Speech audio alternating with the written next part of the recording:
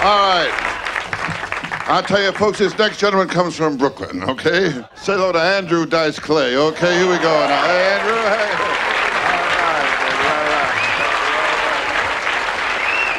In 1990, Andrew Dice Clay was the most popular stand-up in America. Yes, that's right, Clay was once as big as Eddie Murphy or Dave Chappelle, even selling out Madison Square Garden. Little Miss Muffet sat on a tuffet, eating her curds and whey. Long came a Spidey, sat down beside he said, "Hey, what's in the bowl, bitch?"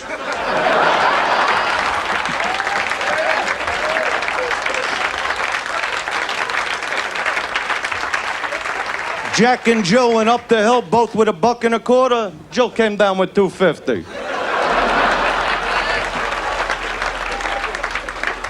Little boy Blue.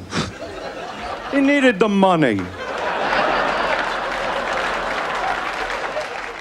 The very definition of un-PC, Clay's entire act was to be as provocative as possible, making his comedy a thorny subject 3.5 decades later. I just broke up with this fat tub of shit. First time I brought it to my house, I had to butter her hips to get her through the door, you know? She used to come to me like every 3 weeks. "I just dropped 30 pounds. Yeah, from your belly to your ass, honey." He had developed a stage character dubbed the Dice Man, best described as a more profane take on Buddy Love from The Nutty Professor. I love to smoke, man. I've been smoking 15 years. My lung feels great. I don't know why people put it down. You know, I jog 5 miles a day and smoke. I smoke when I'm banging a chick snap ahead, believe me. Sometimes they get pissed off. The ashtray slips off their ass now and then, you know. You give them a little singe. That's it, honey. Shake it around. Give me a show. You want me to call again? Come on. It wouldn't be long before Hollywood came calling. Producer Joel Silver saw the leading man potential in Dice, tapping him for the action comedy The Adventures of Ford Fairlane, an adaptation of a weekly serial published in the New York Rocker and LA Weekly.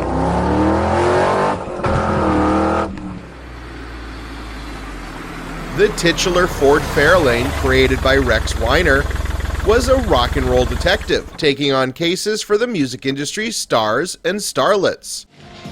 Hey, it's Ford Fairlane! Your money! Mr. Rock and Roll Detective! I couldn't find a handle on a coffee cup. And what are your names, Neil and Bob? Is that like what you do, eh? Yeah. The movie version would be directed by up-and-comer Renny Harlin, who had recently scored big box office hits with A Nightmare on Elm Street 4 and, released a week earlier, Die Hard 2. Ford Fairlane would not be as successful, but we all know Renny Harlin's ultimate masterpiece would be the absolutely flawless and damn perfect Deep Blue Sea. Take this, Ford, as payment for a job well done. Rock stars. Going out of my mind dealing with rock stars. I don't make money, I make gifts. I need cash, moolah, wampum, dead presidents, Michael Jackson, Gerald Ford.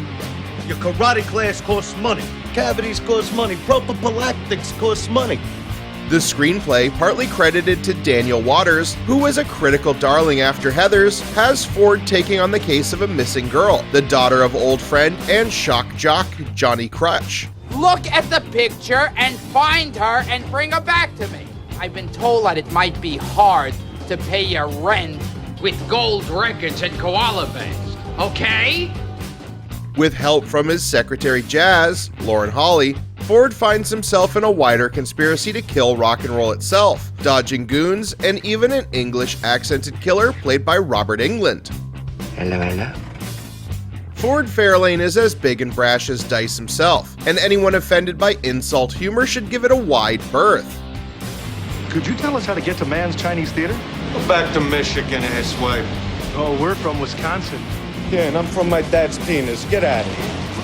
It is also thoroughly dated to 1990, or more specifically the year it was shot, 1989. This is a world populated by Tone Loc, Vince Neil, Morris Day, and Josie and the Pussycats.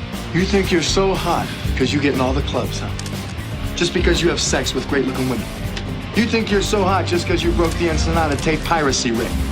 You gotta admit, those are all pretty good reasons. Get the fuck out of here, jerk off. The hair metal phase was on its last legs and now seems as silly as perm doos and shoulder pads. That said, Harlin rose to the challenge, and this is an incredibly good-looking movie for the $20 million budget. The photography of Oliver Wood is far better than the paper-thin concept deserves. I could have been a rock star.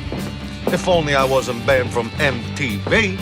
It also has a rockin' soundtrack, which was arguably more successful than the film itself, led by Billy Idol's Cradle of Love, which got to number 2 on the Billboard chart and had a video directed by none other than David Fincher.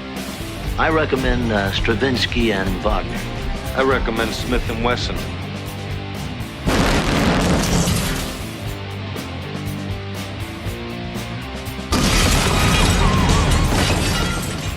What really killed Ford Fairlane, unsurprisingly, is Dice himself.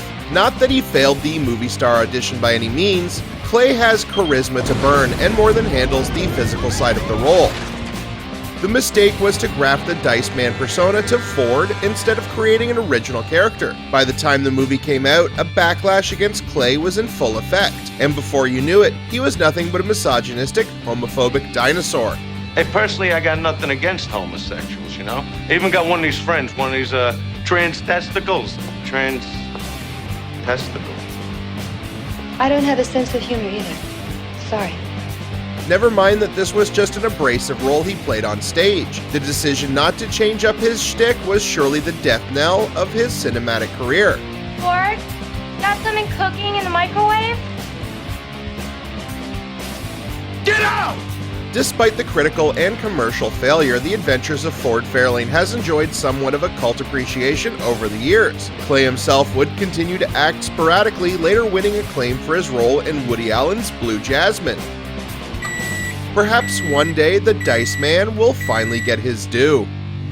Well, maybe it was just a pot pie.